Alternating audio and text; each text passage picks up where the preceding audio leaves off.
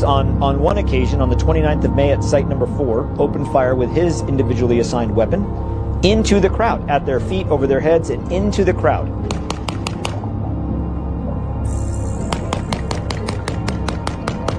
As he did this, he celebrated what he was doing and he yelled, "Woohoo!" Then another contractor who was standing next to me said, "I think you got one." The contractor that was shooting then replied, "So the reason for me wanting to come forward and share this story is apolitical. The distribution method, the delivery of aid, is not being done in line with American values." 20 Palestinians were killed while trying to get to food aid distribution sites. My name is Tony Aguilar. I'm a retired Lieutenant Colonel Green Beret from service in the United States Army.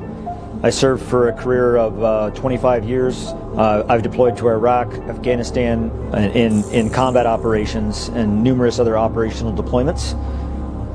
So I spent a considerable amount of time in Gaza during my 45 days in Israel. I was under a contract by UG Solutions, which is the security apparatus under the Gaza Humanitarian Foundation. I felt it was a noble cause. I felt it was a good mission to feed the people of Gaza. So I did sign up and go on the contract. The IDF gave us, SRS, UG, they gave us our marching orders.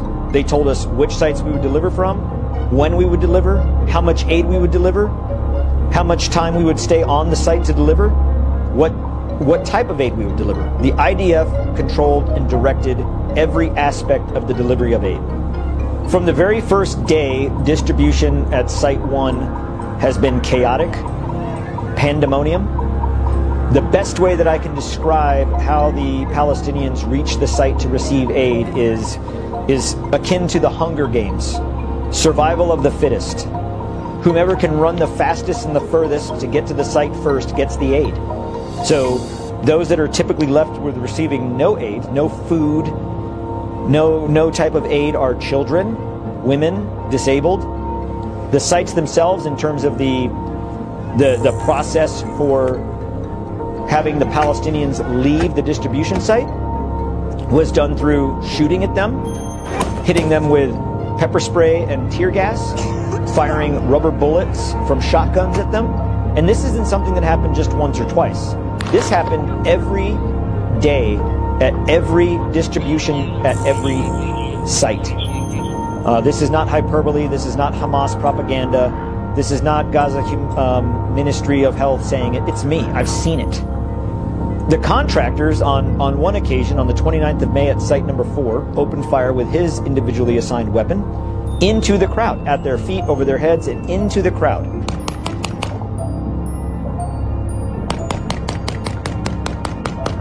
As he did this, he celebrated what he was doing and he yelled, "Woohoo!"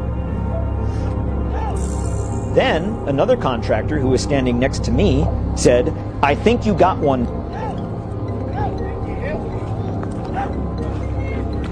The contractor that was shooting then replied, "Hell yeah, boy." I took the video. I was there. I saw it. I watched it happen. The contractor that said, "Damn, I think you got one, man," was referring to a Palestinian man that fell to the ground and never got up. It's within my assessment that he was dead. And another incident on the 2nd of June at distribution site number 1, which is in the south in Rafah, I witnessed a UG contractor throw a stun grenade into the crowd.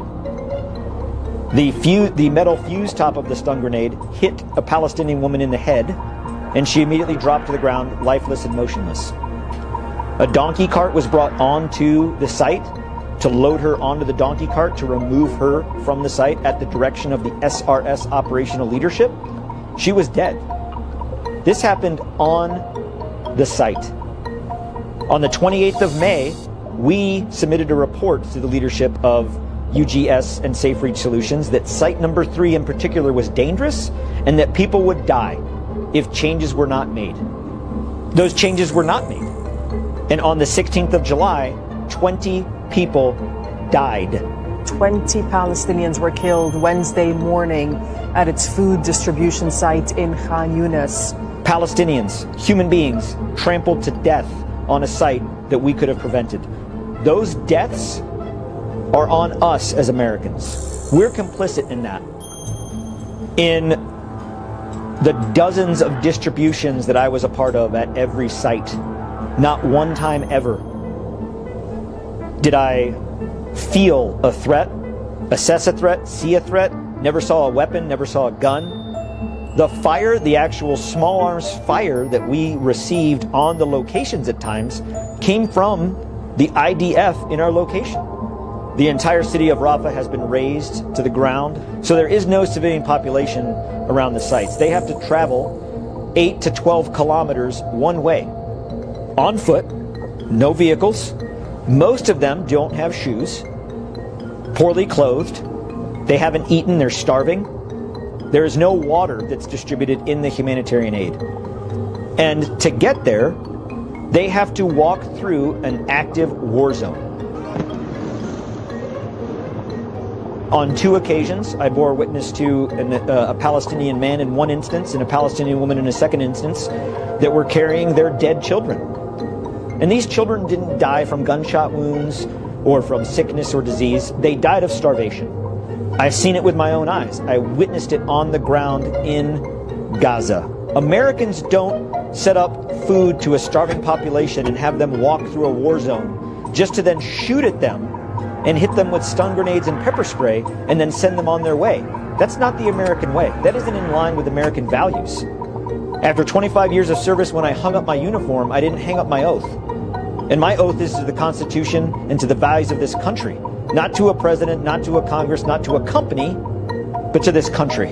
And I think most Americans would agree with that. The distribution itself is not feeding the population of Gaza. In fact, we are starving them because we are providing them with so little. The mechanism in place right now does not work. It is my job to make sure that the American people know this, because our tax dollars are going to this. Your tax dollars, U.S. taxpayers, are funding this. When I was hired on the 14th of May, signed my contract, that was supposed to run through the 21st of August. On the 14th of June, at that point, I had witnessed indiscriminate shooting, inappropriate use of force, dereliction from the leadership. I brought each circumstance to the leadership with a recommendation and solution on how we could address this. I was committed to seeing this succeed. When the leadership ignored it, that was my red line. That crossed my moral threshold of what I could put up with. And I left. I terminated my contract and I came home.